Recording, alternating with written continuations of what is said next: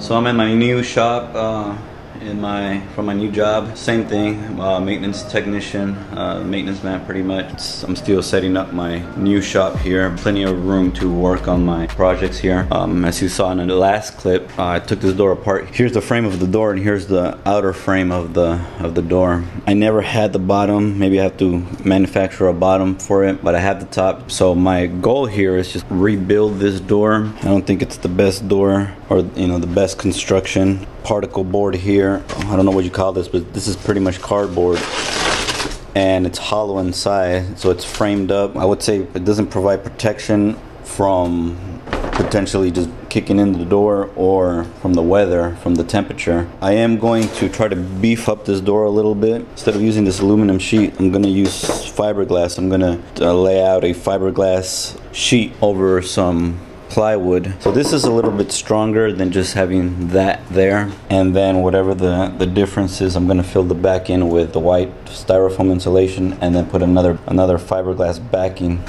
on the back side, so it'll be on the front and the back. But it has to be this thickness, because it has to fit inside this frame here. So I have to replicate this exact same thickness, but I don't think I want to use the same aluminum wood framing. Not the best. The only reason I have this door is because I needed to use it as a template. The window cutout and the handle cutout. Now I got the window here. I'm going to clean it up. I started scraping some of this paint here. These parts came out of an old RV, maybe 1970s RVs. Who painted this? Maybe a hippie, I don't know, who knows. Super retro, but I'm gonna modernize it, beef it up. I'm gonna reuse it, recycle it, restore it, reuse the framing. Somebody was just punching in a bunch of screws trying to hold it together for as long as they could. This hinge has been moved up and down several times. So I'm gonna remove all of the hardware, clean up this frame, re-weld these holes, cover them up, file them down. So I'm gonna try to restore this, bend everything back in place, square everything off, re-weld the corners. I gotta find that other piece, but one thing at a time. So I'm gonna start with this lock here, try to clean this up. So as you can see, this thing is all bent up, so I'm gonna bend it back in place. It seems like a pretty good lock. Everything seems to be working on it fine. So I'm gonna see if I can get a Ford cylinder where I can stick a Ford key in there and then just have one key. I hate having so many different keys. I'm gonna try it, see how that works. But first things first, I'm gonna clean this up because I wanna install it ASAP. There's a lot of things pretty much going on in my life right now. As you guys can tell, I haven't really been working on the box truck as much, but just been working a lot at my new job. Been really busy, and it's a nice position out here in Concord, California. So it's like any job, it's a lot of stress, getting to get the hang of it and the hang of everybody working here. Just leads me to remember the goal is just to finish my box truck and take it for a trip. This lock seems to be working fine, but it's really gunked up with just years of dust, dirt, and grime.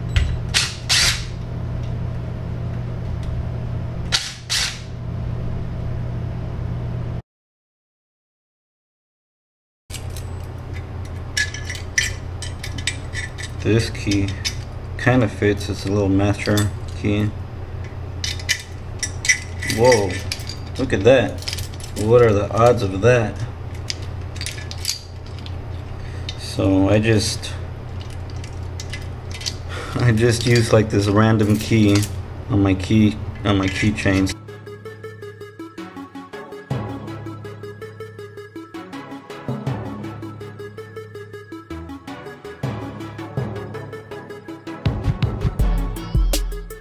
Alright, I got all the pieces as clean as possible.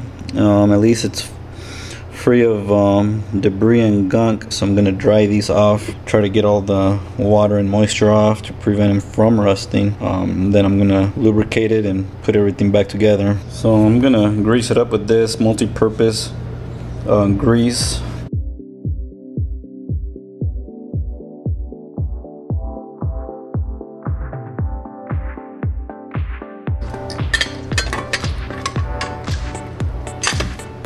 This guy is done.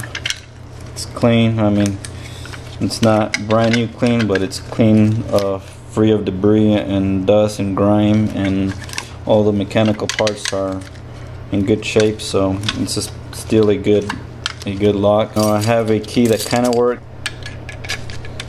Look at that. It actually starting to work a little bit better. What are the odds of that?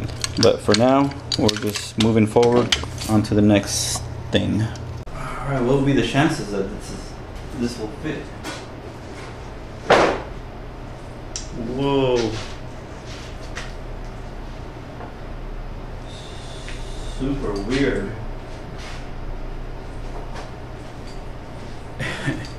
It looks like it just fits, so I gotta trim it down. But what are the odds of this working out? So I ended up putting a few screws in here to hold it in place while I transport it here. This thing is so fragile. It's crazy that it held in place for this long.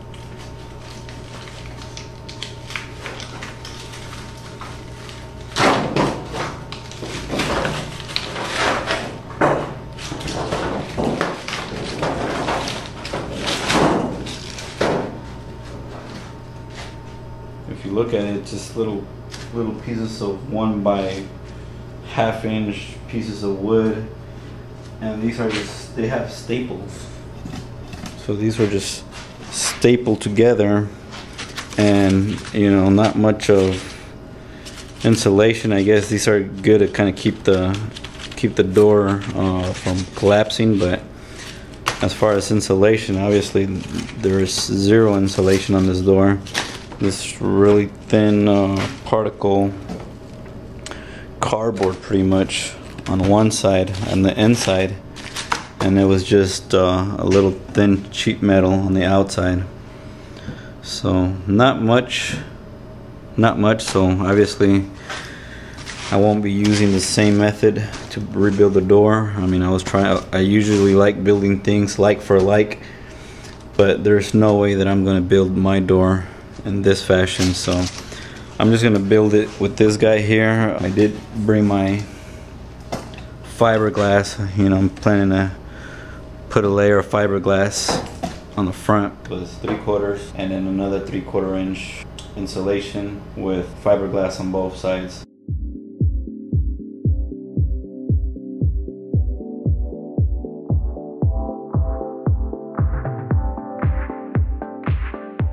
So I have this lined up pretty good here. 20 inches, trim that edge off, and then 66 1/4 down here. But the reason I have this lined up is because I need this cutout here, because this cutout here goes exactly on that frame where it's already pre-drilled, and then I want to trace this cutout here for the window, and that's why I had it carefully conserve it and bring it here to this point so that I can get these measurements here. It's a lot easier just to have this template already in place.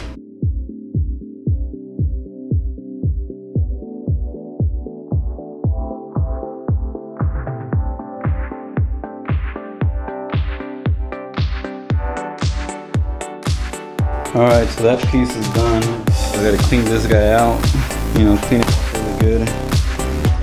Fix it a little bit. It's in bad shape, but I'm sure I can clean it up and make it look good again.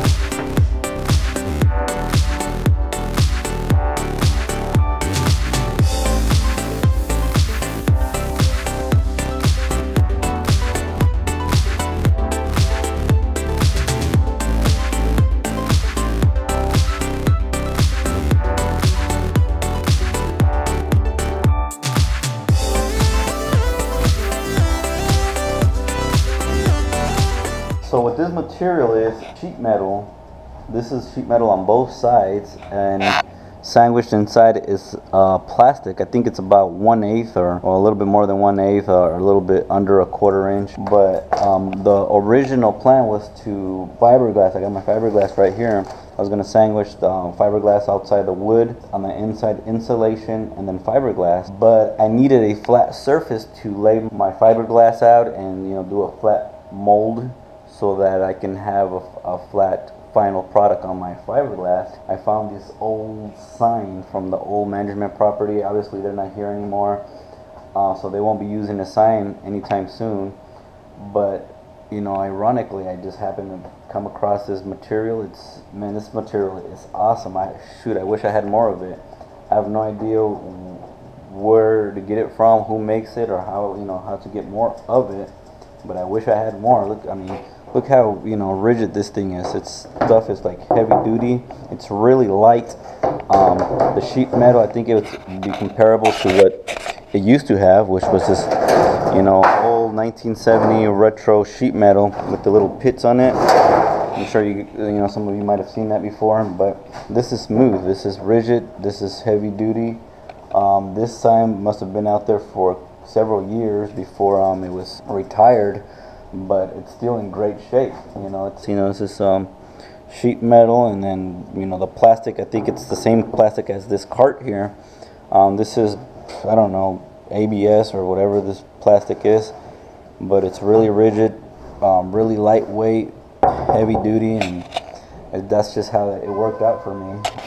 Just got lucky, I guess. You know, looking for a flat surface to do my fiberglass sheet mold, sandwich it inside and out. But man, I can just use this material. I couldn't tell you where to get it from, or how much it costs, or any information regarding it. It's just material that I happened to come across, and I cut one piece already. I'm going to cut the other piece, so I'm going to layer it, plywood, styrofoam, and, you know, the styrofoam is going to serve as insulation. This stuff, I'm pretty sure, serves as pretty good insulation as well. Just worked out that way. It's going to be heavy duty. It's better than the, you know, the crap it used to have before, which was just cardboard, literally.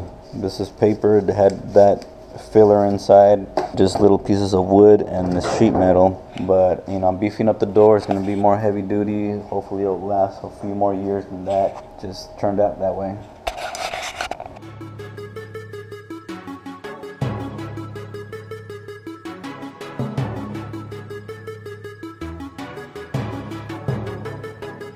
I was just doing a dry fit really quick, just trying to fit everything together. I screwed up because this actually goes on this side, the hole is on this side, so this actually goes, or flipped around that way. This handle actually goes on this side. Luckily, this is just a dry fit pretty much. Man, it looks pretty good. Just, you know, just the way it is. It's gonna be flipped this side, but I am impressed with the way it turned out. You know, this material, plywood, styrofoam, and then this material again. So, oh no, ooh. Man, this is some heavy duty tempered glass.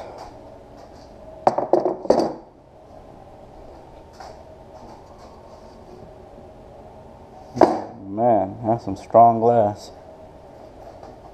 But this is the door. Looks pretty good from where I'm standing, so that's pretty sturdy, heavy duty. There's more holes on this thing that I'm comfortable with having like this. You know, I'm just gonna try to weld them shut. Who knows? I might have to leave them like this. Not entirely sure if I have the time to do all that. This is the dry fit right now. This window, man, I'm glad it didn't break. This is the only window I had, and that's the only window that fits this door. Otherwise, if I would have broke that thing, it would have just been all over.